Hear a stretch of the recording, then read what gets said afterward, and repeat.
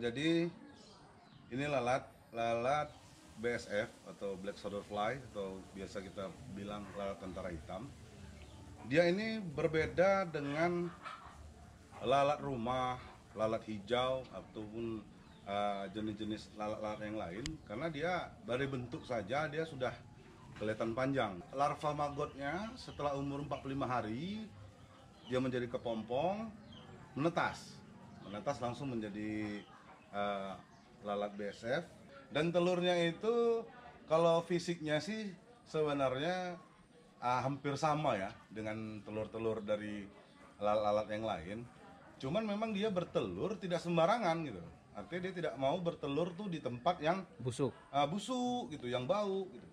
Dia cukup paling suka dia tuh di tempat-tempat yang ada aroma seperti wangi-wangi tape, wangi fermentasi gitu, wangi-wangi buah gitu. Nah, di situ dia suka bertelur. Tidak pernah dia bertelur di bekas-bekas bangkai, bertelur di bekas-bekas insang-insang ikan atau bekas-bekas siangan ikan itu dari limbah rumah itu dia jarang. Yang sering kita ketemu itu dia bertelur itu contoh di bawah sayur yang busuk, nah, di bawah nanti nasi-nasi yang busuk. Karena makanannya organik ya. Iya, makanannya dia organik, non hewani gitu kan. Kalau dia lalat hijau itu sekitar 8 jam saja dia. 8 jam dari telur udah netas dia. Jadi kalau telur BSF ini dia setelah ditelur sama betina sekitar 3 atau bahkan 5 hari baru dia menetas kan.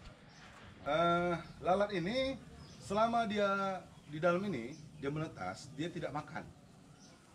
Nah, dia tidak makan, dia hanya minum. Kita semprot aja, semprot embun 1 hari itu 2 kali pagi dan sore. Gitu. Dia hanya minum dan umurnya ini nggak panjang sebenarnya. Lalat ini umurnya cuma 7 hari. Nah, yang betina setelah bertelur dia akan mati. Yang jantan setelah mengawini dia akan mati. Yang perlu dipersiapkan untuk kita membudidaya lalat BSF ini agar dia bisa kita kembangkan, dia bisa bertelur. Yang pertama kita siapkan dulu media pemancingannya. Itu ada nampan di dalamnya. Nampan kita kasih atau tempat baskom kita kasih nenas. Saya campur sama ampas tahu, ya. Saya kasih air sedikit biar baunya menyengat. Saya tutup atasnya pakai jaring bisa jaring plastik atau bisa jaring kawat gitu yang jangan sampai bisa lalatnya itu masuk ke dalam. Atasnya baru saya taruh tempat dia bertelur itu ya biasa ya, rata-rata teman-teman pembudidaya maggot itu menggunakan papan ya ataupun menggunakan lat tipis lah.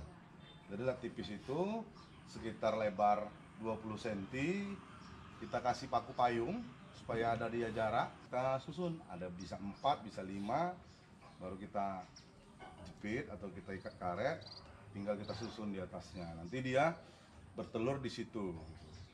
Nah, di situ juga saya siapkan pupa, artinya sebelum lalat ini menetas kan dia masuk ke fase pupa. Jadi fase pupa itu dia menunggulah lalat itu menetas. Nah, untuk persiapan pupa ini, yang pertama pupa lalat ini menetas, dia akan mencari cahaya.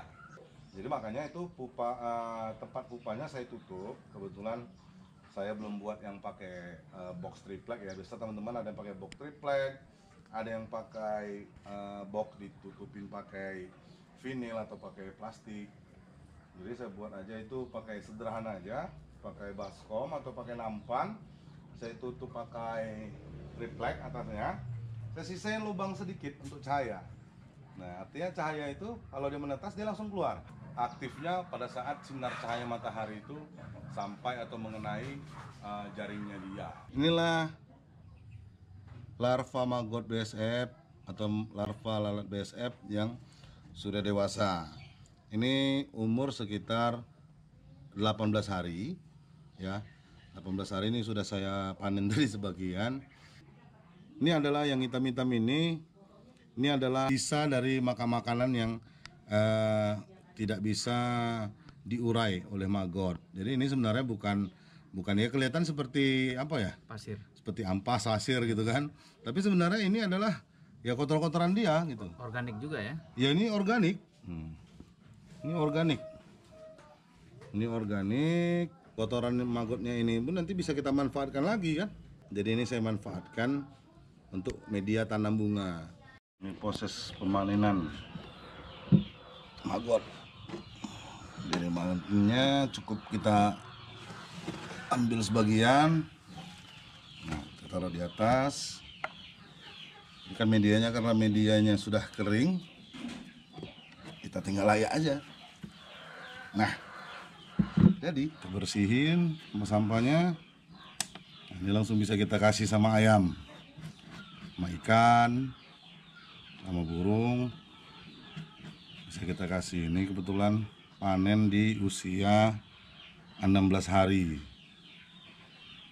dengan media pembesaran ampas tahu, limbah makanan rumah, limbah sayur, sama ampas kelapa. Jadi dengan adanya ini bisa memangkas kos pakan 50%.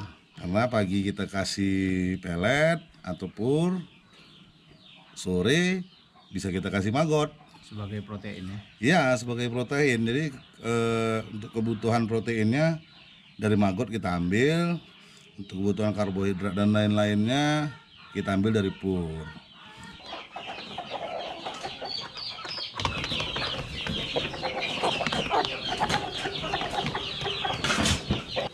Kita berikan pakan maggot ini sore hari, karena pagi hari kita berikan pakan pur racikan.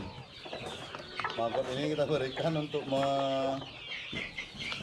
mengecilkan kos pakan, karena harga pakan kita kan, para peternak tahu harga pakan saat ini itu lumayan tinggi sekali harganya, sehingga sangat-sangat rugi kita kalau tidak ada alternatif lain.